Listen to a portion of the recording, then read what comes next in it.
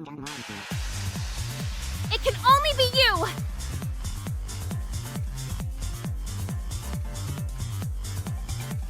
This whole incident started sometime before our party, which we held at Mona's request. Eden, who, for reasons unknown, had gone to investigate the labyrinth, ended up failing the elevator game.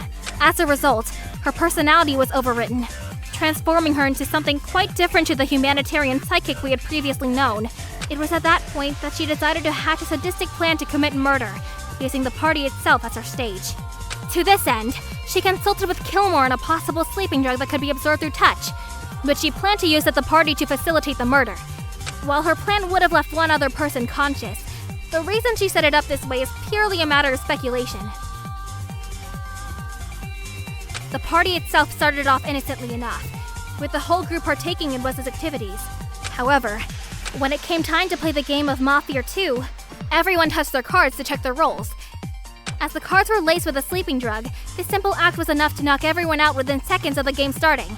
Everyone, that is, except for Eden, who had orchestrated this turn of events, Mona, who hadn't touched her card, and the culprit, who was the other member of the evil League of Bobberin.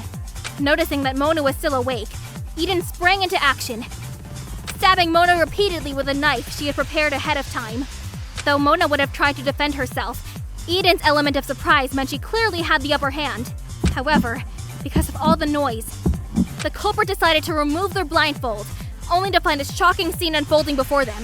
In a panic, they noticed Florence's pistol sticking out of her pocket, which they quickly grabbed and fired at Eden, with the intention of stopping Eden's ferocious assault.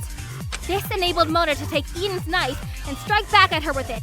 However, the damage had well and truly been done by this point, and both Mona and Eden perished from their wounds. As the culprit started covering up their involvement in the crime, a certain detail eluded them, specifically that the cards themselves had been tainted with a sleeping drug. Thus, the moment they touched Mona's card, intending to swap it with their own, and transferring the blood onto the card they placed in front of Mona in the process, their fate was sealed. Yes, as far as crimes go, the overall sequence of events was relatively straightforward. The complexity lay in the lack of definitive evidence, which forced us into a loop of speculation that we only just barely escaped from, and the complicating factor, the blackened in this case. Was you, Pierce, wasn't it?